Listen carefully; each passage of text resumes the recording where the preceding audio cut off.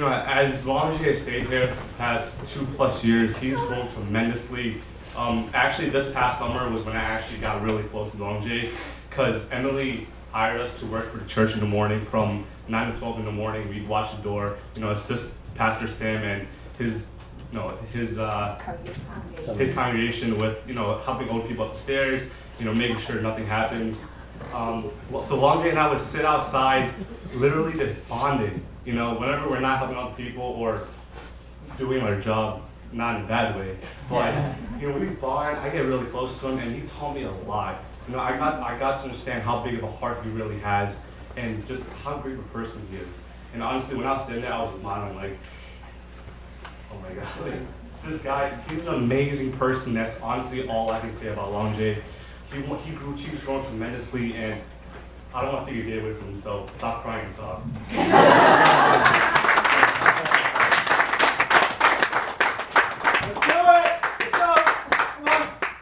So yeah, I grew up in a small apartment across the street, and my family wasn't the richest. We had 2 rooms, and we always had to rent one out in order for the days to go by.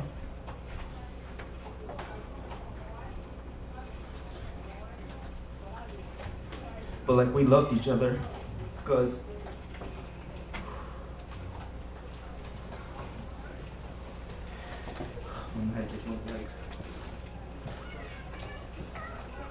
we loved each other because we knew we were a family, and at the end of the day, we were all going to be there for each other. So that's what it really mattered. I never grew up in the most peaceful family neither. My father, mother, grandma, sister, and I, we loved each other, but they would always be fighting. My mom and dad would always fight, and they would fight day and night and just shut all of us out. It would end up to a point where my mom would go sleepless and my dad would just stay up crying. But all of this would affect me because I would go to school with whiplashes on my legs and back. And I just thought that maybe if we were richer, then things would be different. Growing up, we always had the money to get by, but never enough money for ourselves. We couldn't buy new clothes like the other kids or like the other family. I would go to school with no money in my pockets, and every other kids would have their phones playing their games and asking me, why don't I have one? I would lie to them and tell them I left my phone at home because I would just be too embarrassed to tell them I never had the money to get one. Because I never had the luxury of buying my own stuff, I would do bad things. I would lie to people, I would steal, I would hurt others to benefit myself. But I wasn't a bad kid. I knew that there were certain things that I couldn't do, and I could only do things to a certain extent because I knew that anything more than that, I would go home and take another beating. Growing up, I was a bad kid with good intentions, but no one really saw that. Everyone saw me as the kid who just, would drop out one day, maybe join a gang or be out there. At least that's what my parents thought too. But there's this one guy that I met in my middle school life. His name was Danny. Danny was a small guy, but he had a really big heart. He was my mentor, and through all the bad stuff, he saw the good in me. He told me that if I worked hard for it, that one day I will be good. He said I will be set for life and I will be filled with people who love me. But sadly, Danny died, and I lost all my hope. Me and Long J used to go to the same middle school. We were probably the baddest kids there. And Danny died of cardiac arrest. He was somebody who was short, but he had probably one of the biggest hearts that anyone, if you knew him, would tell you that. I lost all my hope, and I started to become worse. I thought to myself, life was actually going good. Why would someone take it away from me? I started to fail my classes. I started to not go to school. And by the end of middle school, no high school wanted to take me in. They all saw me as a kid who was not good enough for their standards. And I just felt really bad because everyone's going home telling their parents that they got into certain schools, and I'm here sitting in second round, not knowing what to tell my parents.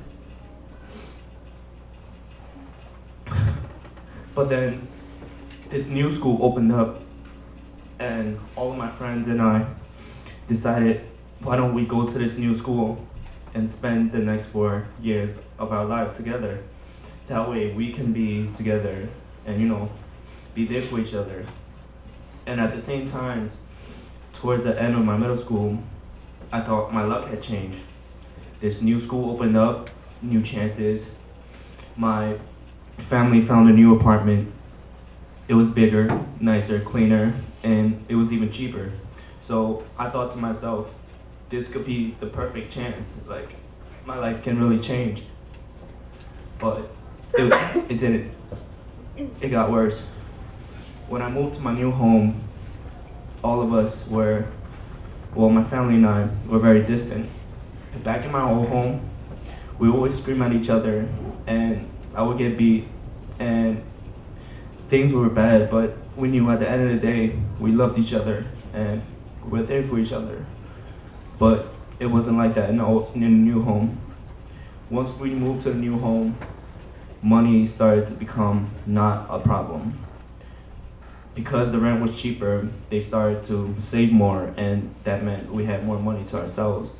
But because we had the money now, we lost the love for each other. We would stop talking to each other, stop our daily talks. Mom would work from morning anywhere from 7 and come home at night. I wouldn't see her.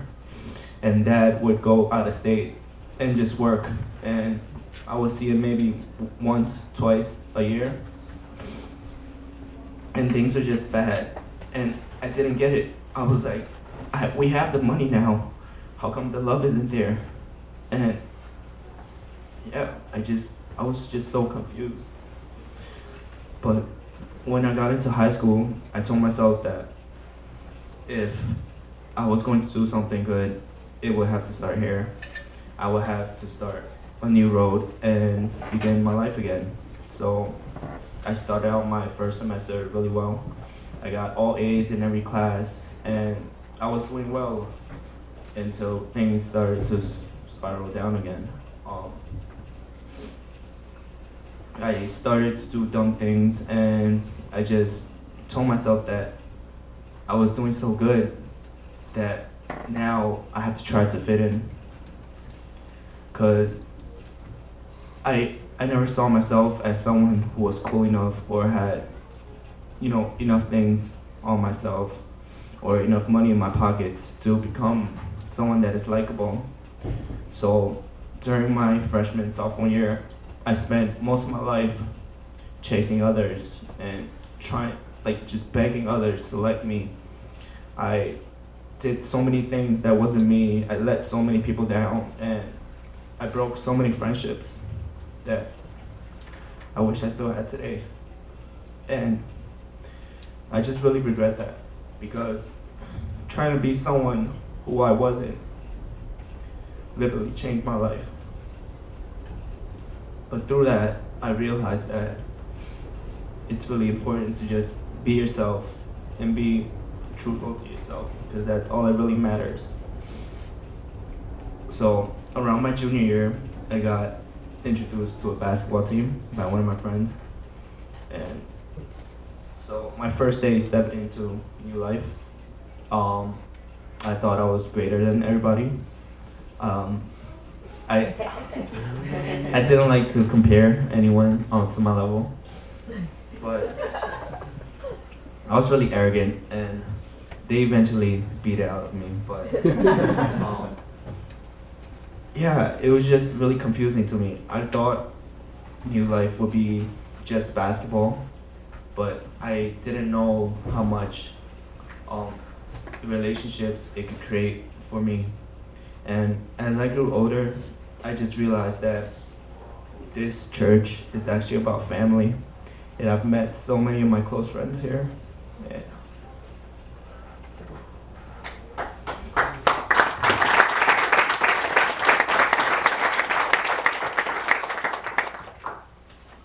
But through all this, I thought my social life was getting better. And yeah, it was. And I started to realize who I really was.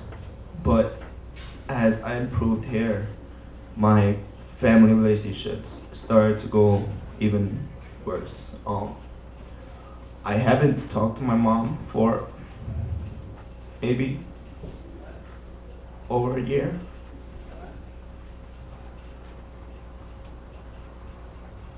And it's just been really hard on me because on my journey of searching for who I really am, or, when I actually found out what I actually liked and who I truly was, my mom denied that from me. She told me I couldn't be that person. She told me that I wasn't good enough. And I hate her for that.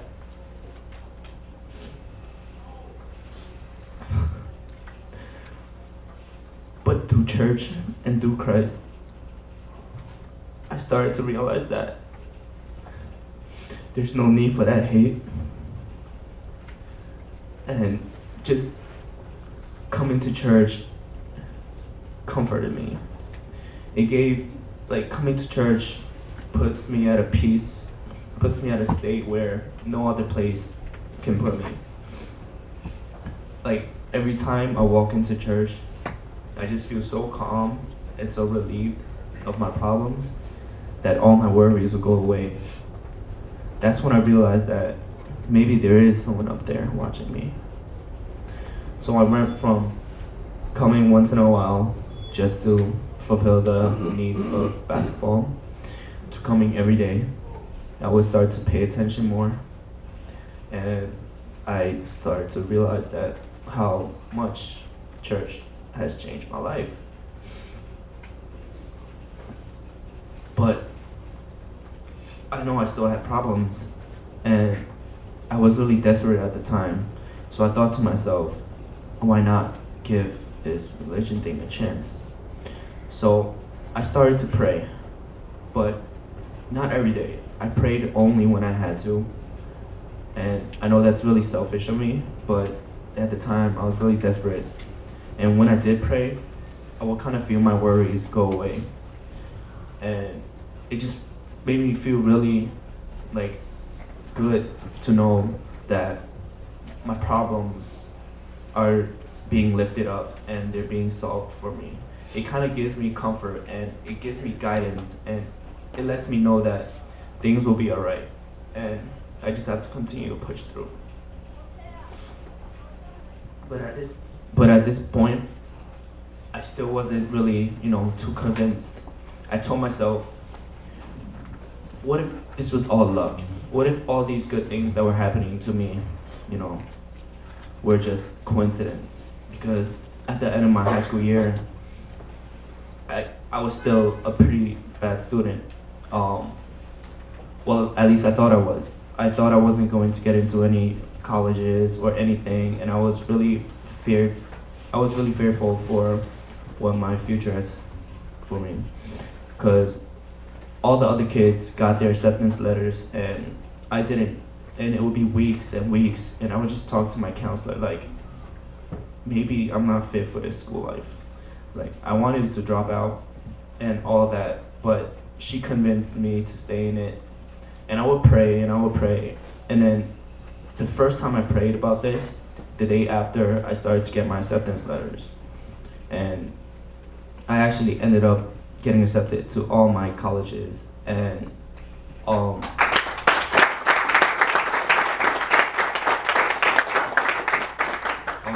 many of you guys will call that luck, I guess, a coincidence. And at the time, so did I. I thought maybe this was just a coincidence and, maybe I was lucky and that's just how things are.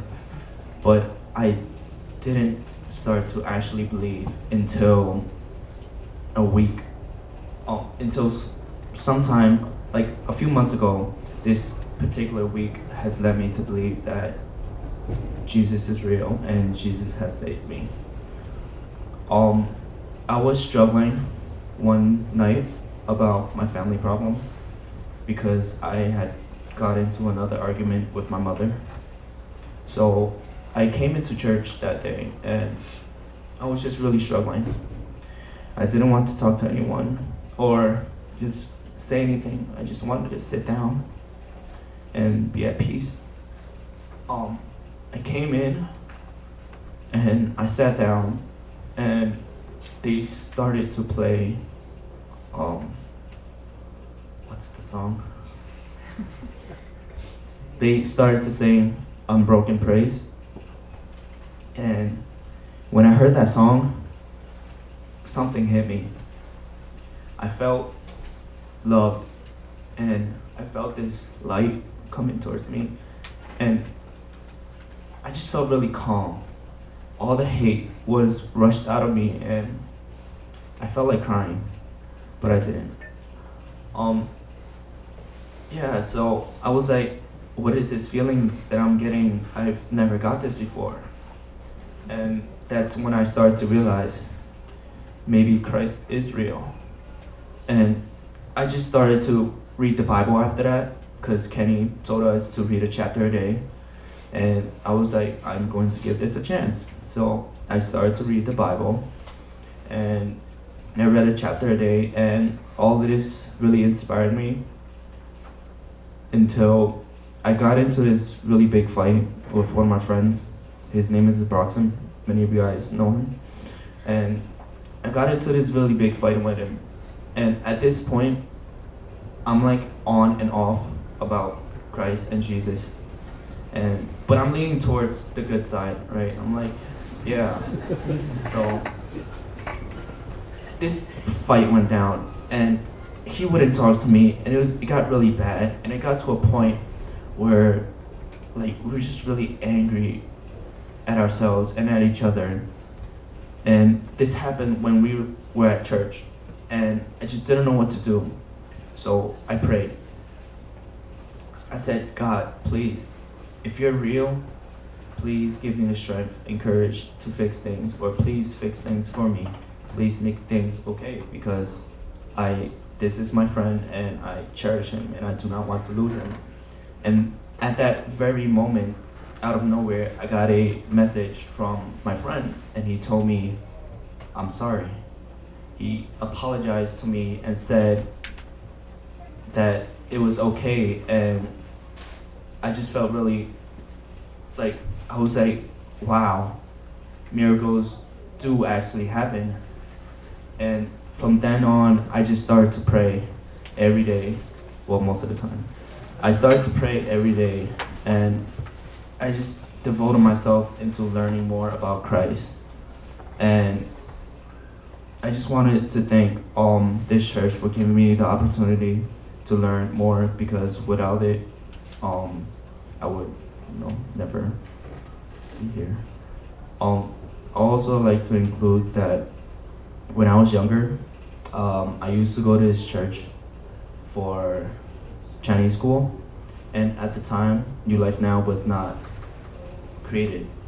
And I did bad things when I was a kid. So when I was here, I think I stole someone's DS. Yeah. That was you? I was a bad kid, and I was taught that if I ever wanted something, I had to take it for myself. So little me took it, and I don't remember whose it was, so I apologize. And yeah, if you're here, That was my son's DS. really? Oh, Mine. There's Charlie. oh, I apologize. But something told me I had to bring it back. It ran out of battery, so